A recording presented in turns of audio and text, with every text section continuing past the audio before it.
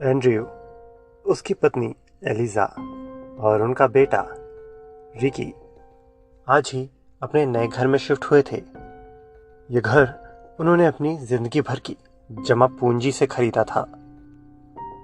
Andrew एक truck driver था, Elijah एक हाउसवाइफ थी और उनका बेटा रिकी अभी सिर्फ 12 साल का था।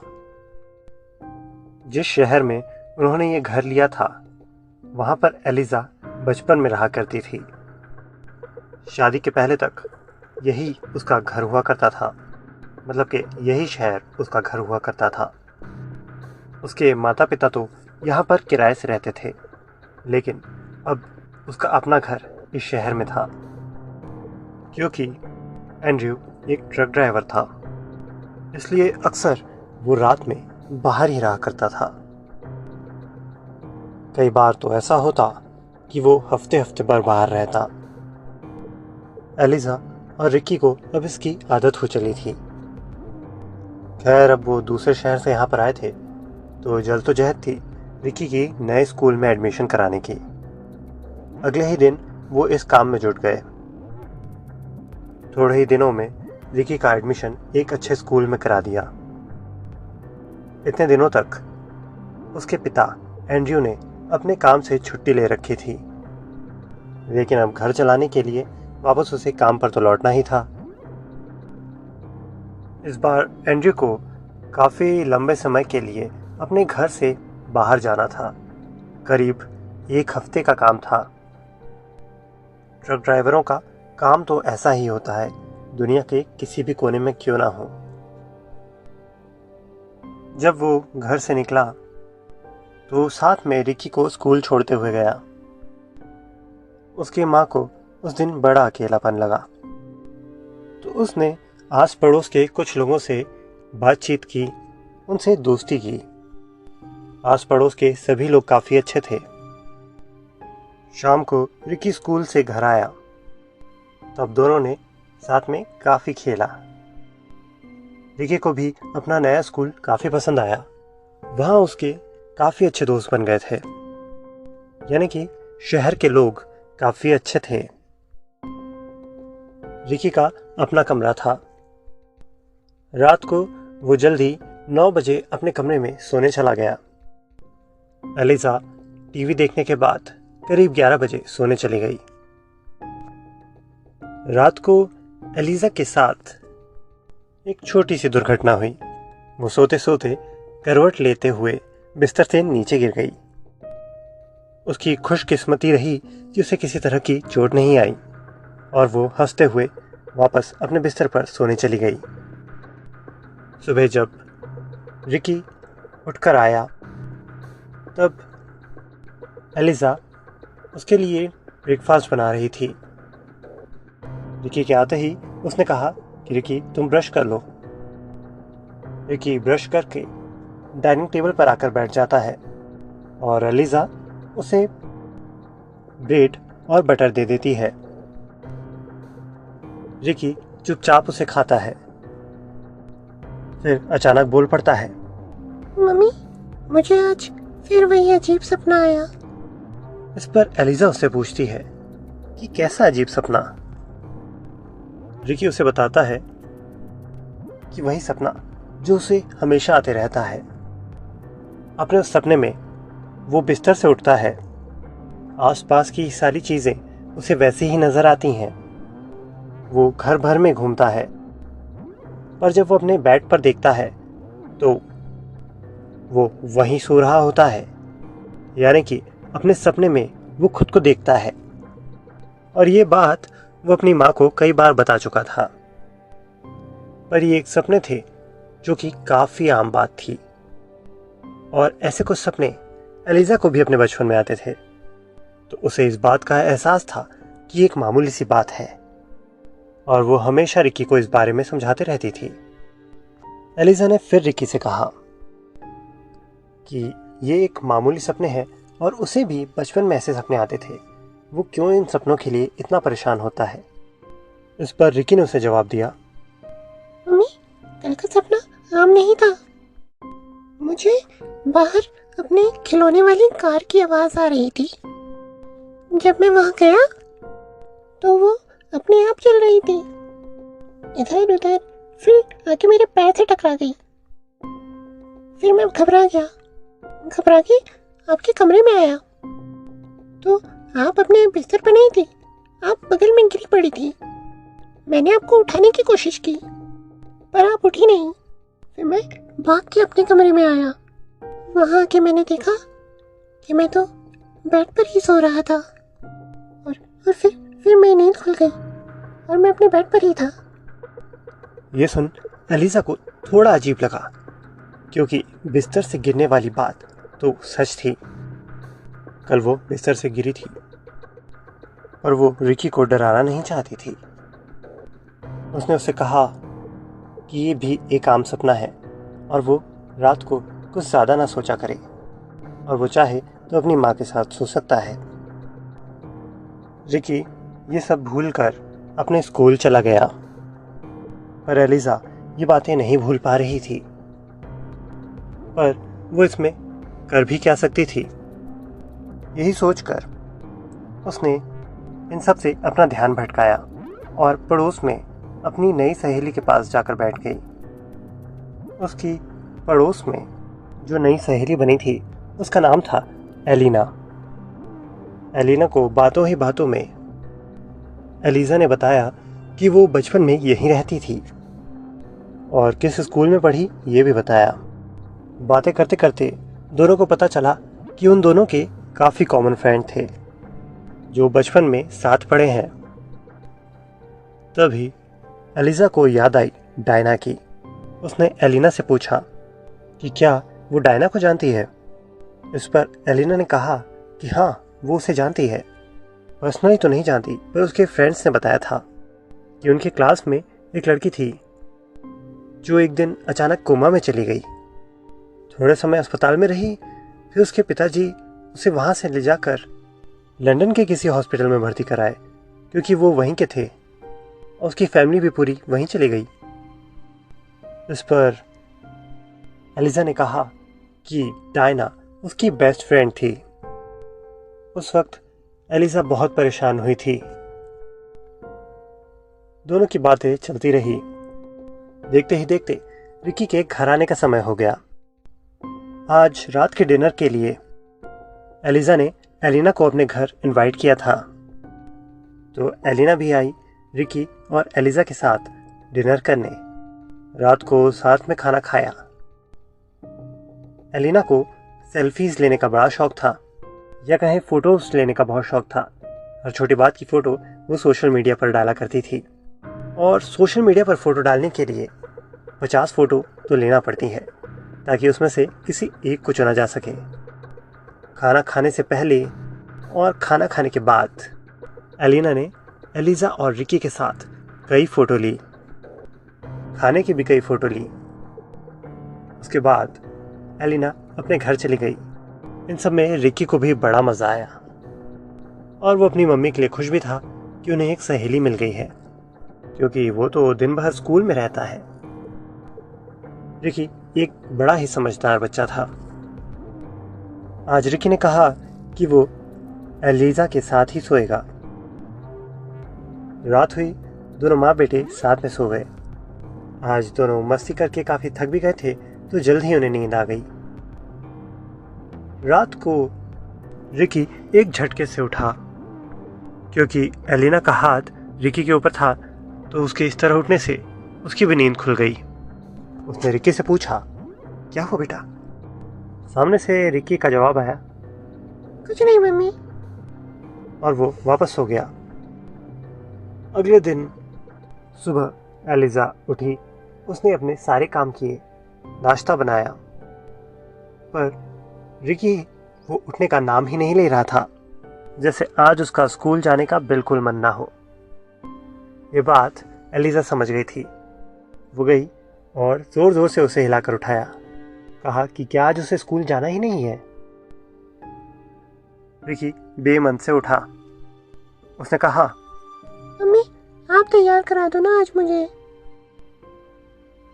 रिकी जब 5-6 साल का था तब एलिजा उसे तैयार कराया करती थी। उसके बाद तो वो खुद ही तैयार होने लगा था।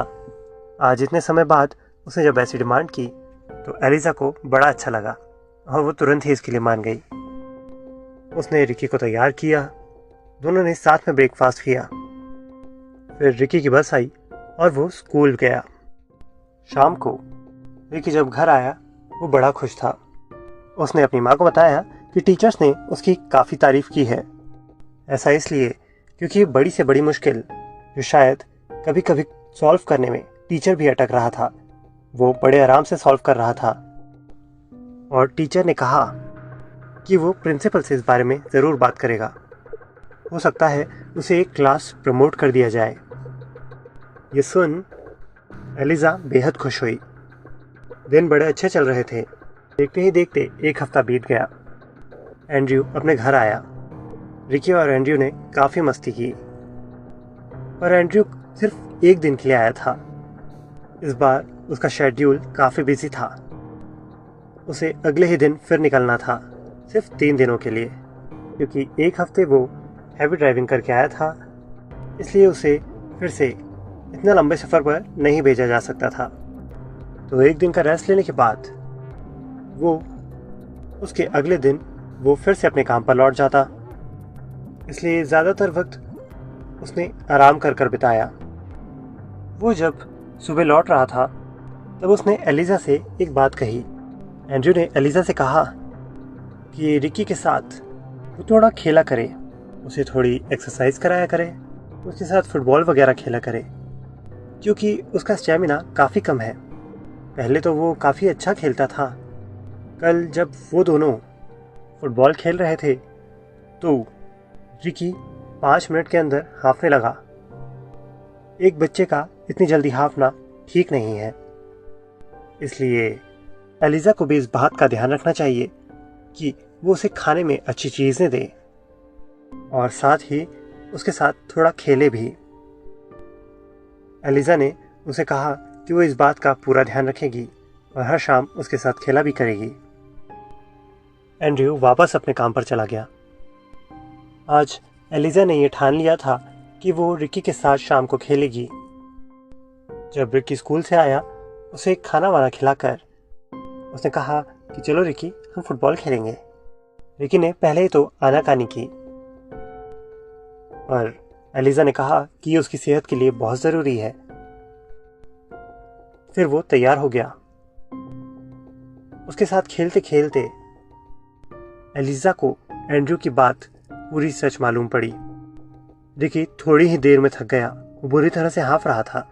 पहले एलिजा को लगा कि हो सकता है कहीं ये कोई बीमारी ना हो, इसलिए शाम को ही वो उसे डॉक्टर के पास ले गई। कुछ टेस्ट हुए जिसमें अस्थमा का टेस्ट था, पर सब कुछ नॉर्मल आया। ये उसके लिए राहत की बात थी। तो उसने तय किया अब वो उसे एक अच्छी डाइट देगी और रोज़ उसके साथ खेल के उसके ये हाल सुधारेगी। आज रिकी अपने कमरे में ही सोया, क्योंकि वो थक गया था इसलिए जाते ही सो गया।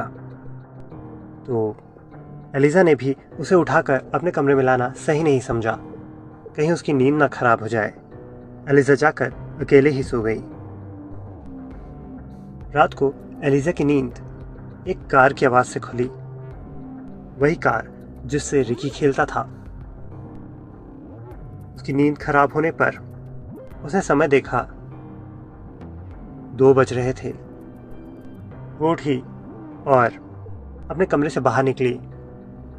उसने देखा रिकी बैठकर उस कार के साथ खेल रहा है, कभी उसे आगे करता तो कभी पीछे।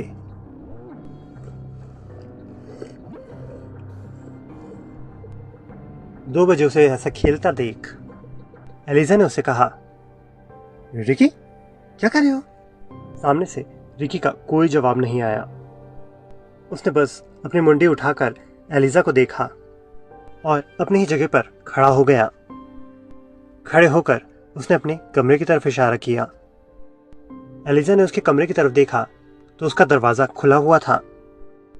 इसके बाद रिकी अपने कमरे की तरफ जाने लगा। एलिजा भी उसके पीछे पीछे आने लगी, क्योंकि उसे ये सब अजीब लग रहा था। उसे लगा शायद हो सकता है रिकी कह रहा हो कि वो चले और उसके साथ सोए, इसलिए वो उसके पीछे पीछे आने लगी। जैसे ही रिकी अपने कमरे में गया और एलिजा भी उस कमरे में पहुंची, सामने का दृश्य देखकर एलिजा की आंखें फटी की फटी रह गई। रिकी अपने बिस्तर पर था और अपने बिस्तर के बगल में भी। बिस्तर के बगल में खड़ा रिकी बिस्तर पे लेटे हुए रिकी की तरफ इशारा कर रहा था। एलिजा बहुत आश्चर्य में पड़ गई। वो एक तरह से घबरा गई थी, डर गई थी। वो कुछ बोलना चाहती थी, पर अचानक से उसे ऐसा लगा जैसे किसी ने उसे पूरी ताकत से खींचा हो, बहुत रफ्तार से खींचा हो। और फिर वो रिकी के दरवाजे से बाहर होते हुए अपने उस बीच के कमरे यानी कि डाइनिंग हॉल से बाहर होते हुए अपने कमरे के दरवाजे में अंदर जाते हुए जाकर अपने बेड पर धड़ाम से गिर गई हो।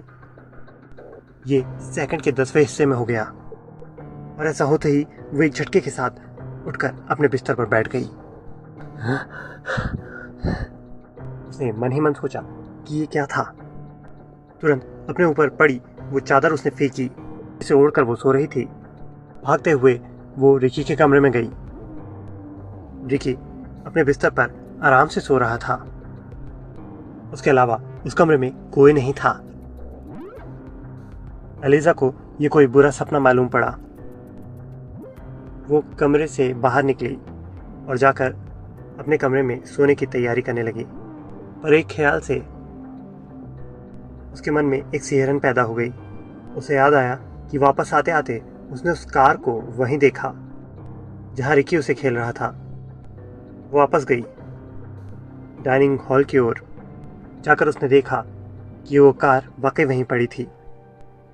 पर यह भी तो हो सकता है कि रिकी उस कार को दिन में वहीं छोड़कर गया हो और उसी की एक इमेज उसके मन में थी, जिसके कारण ये सपना आया। और अभी रात के 3 बज रहे थे। सपने में उसने जो वक्त देखा था वो 2 बजे का था। ये सब देखकर उसने अपने मन को संतुष्टि दी कि हाँ, ये एक सपना था, एक बुरा सपना। अगले दिन सुबह उठकर उनका वही शेड्यूल चला। रिकी के स्कूल जाने के 1 घंटे बाद रिकी के स्कूल से एलिजा को कॉल आया। कॉल प्रिंसिपल का था। उसने कहा कि रिकी बहुत इंटेलिजेंट है और वो सोच रहे हैं कि उसे एक क्लास प्रमोट कर दें। इसके लिए उसकी मम्मी की परमिशन चाहिए होगी। ये सुनकर एलिजा काफी खुश हुई और उसने परमिशन दे दी। साथ ही उसके प्रिंसिपल ने कहा कि वो रिकी का थोड़ा ख्याल रखा करें, उसे प्रोटीन युक्त डाइट दिया करें और फल भी खिलाया करें ताकि उसे विटामिन मिल सकें, क्योंकि इस कम उम्र में ही उसके कुछ बाल सफेद हो गए हैं। ये सुन एलिजा को थोड़ा अजीब लगा, क्योंकि उसके बेटे को तो वो रोज देखती है, उसे ही नजर नहीं आए। उसने प्रिंसिपल से पूछा कि ये उन्हें कैसे पता। इस पर उन्होंने कहा कि उन्होंने खुद देखा और साथ ही उसके दोस्त भी थोड़ा बहुत उसका हंसी मजाक उड़ा रहे थे उन सफेद बालों के कारण। पर रिकी एक समझदार लड़का है, उसने भी उसे हंसी में टाल दिया। जब रिकी घर आया तो एलिजा ने सबसे पहले उसका सर चेक किया। वाकई उसमें काफी बाल सफेद दिख रहे थे। पर एलिजा को आश्चर्य इस बात पर हुआ कि इतने दिनों से इस ओर उसका ध्यान कैसे नहीं गया। अब जब वो उसे इतने करीब से देख ही रही थी तो उसने देखा कि रिकी के आंखों के नीचे हल्की हल्की सी झुर्रियां थी, जैसे बहुत समय तक ना सोने के कारण किसी इंसान की आंखों के नीचे हो जाती हैं। ये सब देखकर वो काफी परेशान हुई। उसने रिकी से पूछा कि क्या उसे कोई तकलीफ है, जिस पर रिकी ने कहा, नहीं मम्मा, मुझे क्या होगा। इसलिए वो रिकी को डॉक्टर के पास ले गई। डॉक्टर ने भी सारे टेस्ट करने के बाद उसे कुछ विटामिन की दवाएं दे दी और अच्छी डाइट देने के लिए कहा। पर एलिजा तो उसे हमेशा अच्छी डाइट ही देती थी। वो एक बढ़ते हुए बच्चे के लिए जो जो जरूरी होता है वो सब कुछ उसे देती थी। तो फिर ये बात उसे समझ नहीं आई। खैर, डॉक्टर ने उसे कहा कि आजकल इतना पॉल्यूशन हो गया है कि ये बातें कुछ आम हो गई हैं। उसके बाद वो घर आ गए। घर आने पर उसने देखा कि उसकी पड़ोसी एलिना उसके गेट पर खड़ी है। जैसे ही वो आई उसने गले लगकर उसका स्वागत किया, पर एलिना थोड़ी घबराई हुई लग रही थी। रिकी अंदर चला गया। एलिजा ने एलिना से कहा कि वो भी उनके साथ अंदर चले, बैठे कुछ नाश्ता करे, बातें करे, पर एलिना ने कहा कि उसे कुछ बताना है। एलिजा ने कहा क्या बताना है? तब एलिना ने अपना फ़ोन निकाला।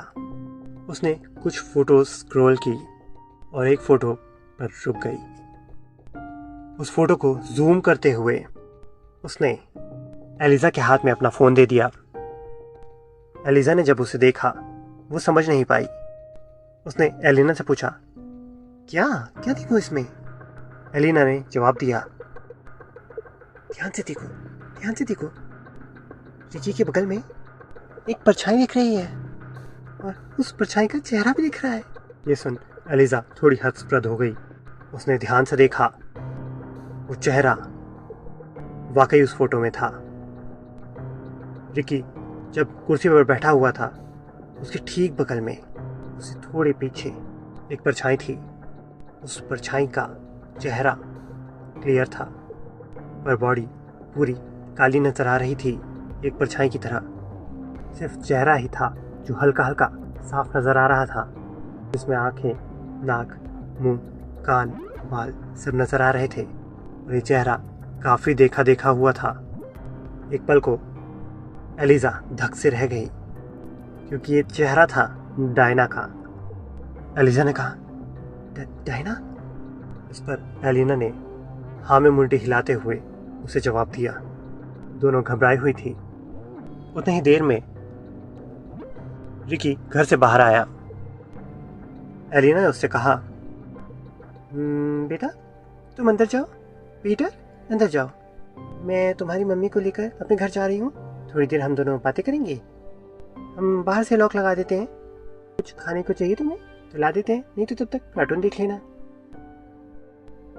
रिकी का स्कूल का नाम पीटर भी था और एलिना उसे पीटर ही बुलाती थी। रिकी ने कहा ठीक है आंटी, और वो अंदर चला गया। एलिजा ने बाहर से घर को बंद किया और वो एलिना के साथ उसके घर चली गई। दोनों उसके घर पर जाकर सोफे पर बैठी। उन्हें समझ नहीं आ रहा था कहें तो कहें क्या। उन्होंने सोचा कि अब उन्हें किसी की सहायता तो लेनी पड़ेगी। तभी एलिजा को याद आया कल का सपना। उसने अपना वो सपना एलिना को बताया। वो सुन एलिना पता नहीं क्या सोचने लगी। थोड़ी देर सोचकर उसने कुछ कहा कि उन्हें किसी तरह से डायना के माता पिता का नंबर निकालकर उनसे संपर्क करना चाहिए। तुरंत सोशल मीडिया पर एलिना उन्हें ढूंढने लगी। जल्द ही उन्हें वो मिल भी गए और किस्मत से ही उन्होंने अपना कॉन्टैक्ट नंबर भी उसमें डाल रखा था। उन्होंने कॉल किया। पहले फॉर्मेलिटी के लिए नॉर्मल बातें की और फिर पूछा कि क्या डायना होश में आई। इस पर उसके पिताजी ने जवाब दिया कि बचपन से डायना अभी तक कोमा में है और लाइफ सपोर्टिंग सिस्टम के साथ ही जी रही है। अब ये सब बहुत अजीब था। अगर डायना जिंदा है तो उसका इस तरह एक परछाई की तरह दिखना। क्योंकि एलिना सोशल मीडिया पर काफ़ी एक्टिव थी, इसलिए उसके कांटेक्ट में एक पैरानॉर्मल एक्सपर्ट थी जिसे उसने फ़ोन लगाया। क्योंकि वो पैरानॉर्मल एक्सपर्ट यहाँ की नहीं थी, उससे काफ़ी दूर रहती थी, तो उसने फ़ोन पर ही उसे सारी बातें बताई। और फिर उसने एलिजा से भी बात की। एलिजा ने भी उसे काफ़ी चीज़ें बताई, किस तरह रिकी के बाल सफ़ेद होने लगे और उसकी आंखों के नीचे की झुर्रियाँ। हर एक छोटी छोटी बात उसने उस पैरानॉर्मल एक्सपर्ट को बताई। ये सुनकर सामने से उसे एक ही जवाब मिला कि रिकी काफ़ी मुश्किल में है। क्योंकि एलिजा ने उसे रिकी को आने वाले सपने भी बताए थे, तो वो काफ़ी कुछ समझ चुकी थी। उन्होंने एलिजा से कहा कि रिकी एक ऐसा इंसान है जो अपने शरीर को छोड़कर पूरी दुनिया में घूमता है और वापस अपने शरीर में आ जाता है। ये कला कुछ लोगों में होती है, ये गॉड गिफ्टेड होती है और इसीलिए रिकी को वो सपने आया करते थे। और डायना वो भी इसी कला में माहिर थी।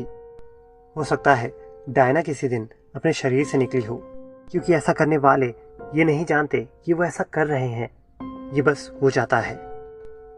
और घूमते घूमते वो अपना रास्ता भटक गई, इसलिए वो कोमा में चली गई हो।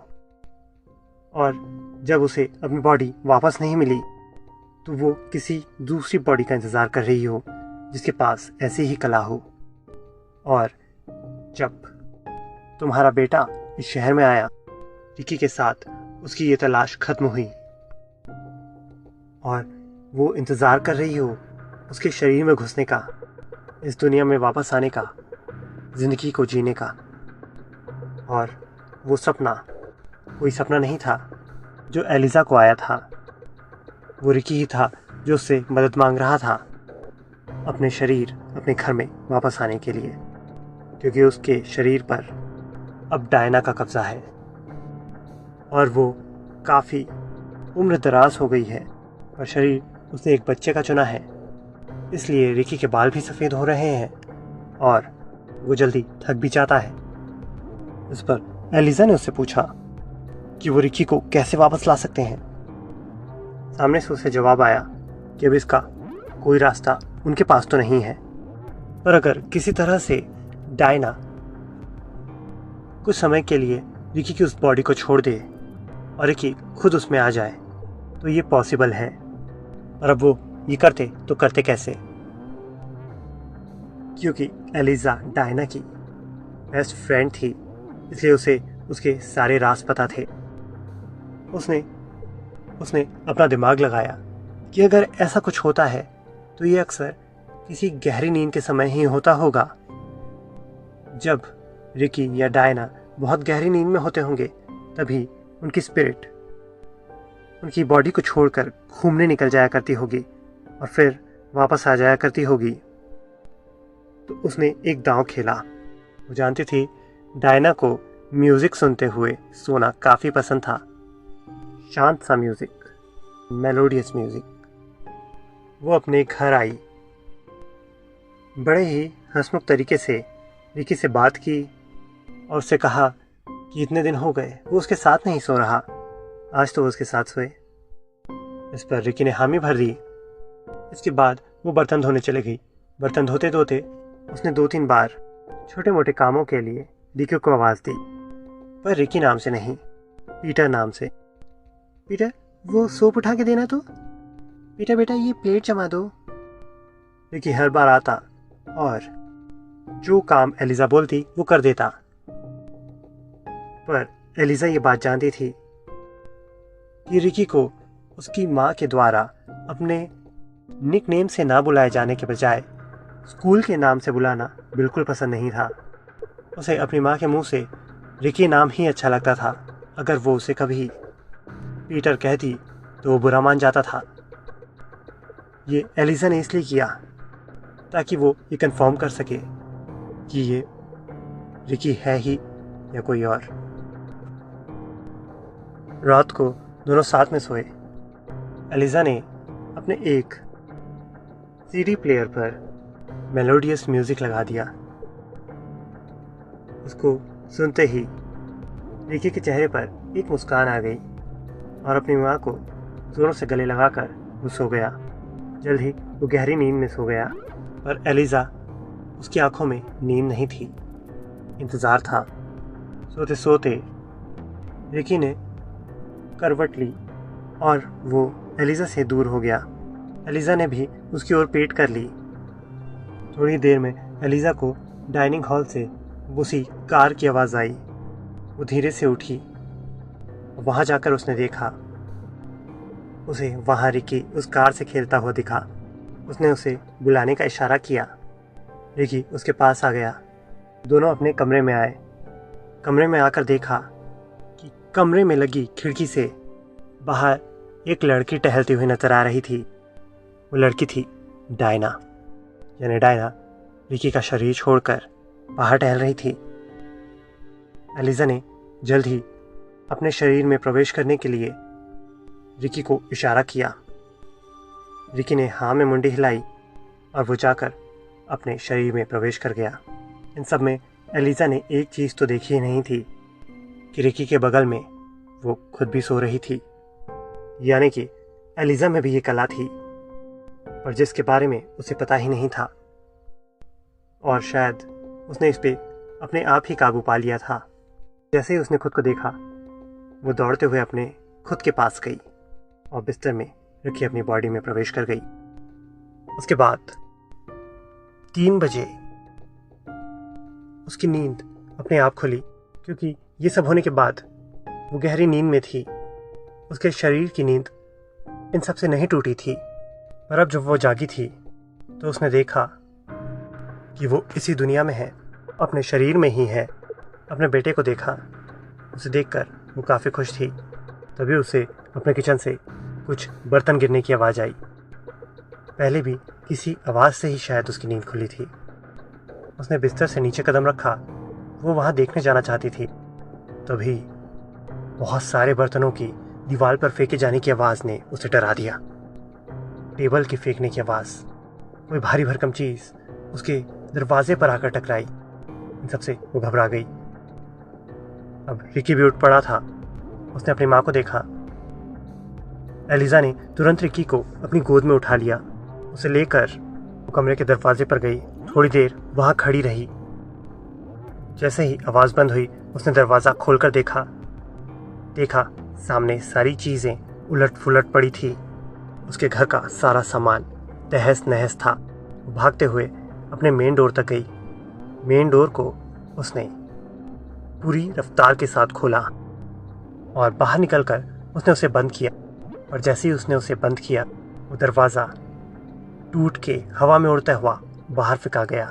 एक जोरों का हवा का झोंका एलिजा और रिकी के बालों और होश दोनों को उड़ा ले गया।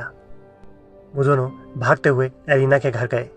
रिकी को तो एलिजा ने अपनी गोद में ही उठा रखा था। एलिना के घर जाकर उन्होंने जोरों से घंटी बजाई। एलिना निकली। उसे उन दोनों ने सारी घटना बताई। एलिना ने अपने घर से ही टूटा हुआ उनका गेट देखा तो उन्हें तुरंत अपने घर के अंदर खींचा और दरवाज़ा बंद कर लिया। अब वो समझ नहीं पा रहे थे करें तो करें क्या। एलिना को एक ख्याल आया। उसने डायना के माता पिता को फ़ोन लगाया और कहा कि वो डायना को लेकर किसी भी तरह जल्द से जल्द यहाँ आ जाएं। वो भी पीटर के वापस आने पर बहुत खुश थी, पर अभी उनका काम ख़त्म नहीं हुआ था। उस रात और उसके अगले एक दिन एलिजा और रिकी एलिना के ही घर रुके और फिर आए डायना के माता पिता डायना को एम्बुलेंस में लेकर, क्योंकि एलिना ने उन्हें सब बता दिया था। पहले तो उन्हें विश्वास नहीं था, और अपने बेटी के लिए वो सब करने के लिए तैयार थे। डायना को वहाँ लाकर एलिजा के उस टूटे फूटे घर में छोड़ दिया गया, जिसे डायना की स्पिरिट ने काफ़ी हानि पहुँचाई थी। उसके सामान को तोड़ा फोड़ा था। वहीं एक कमरे में उसे एक बेड पर लेटा दिया गया।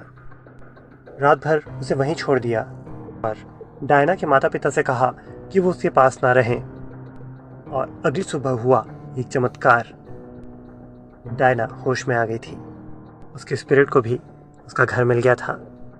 होश में आने पर उसने एलिजा और एलिना को उसका घर, उसका शरीर वापस दिलाने के लिए धन्यवाद कहा। आपको मेरी कहानियाँ कैसी लगती हैं, आप मुझे कमेंट सेक्शन में ज़रूर बताएं। और साथ ही अगर आप अपनी कोई कहानी मुझसे शेयर करना चाहते हैं तो इंस्टाग्राम पर मुझे अपनी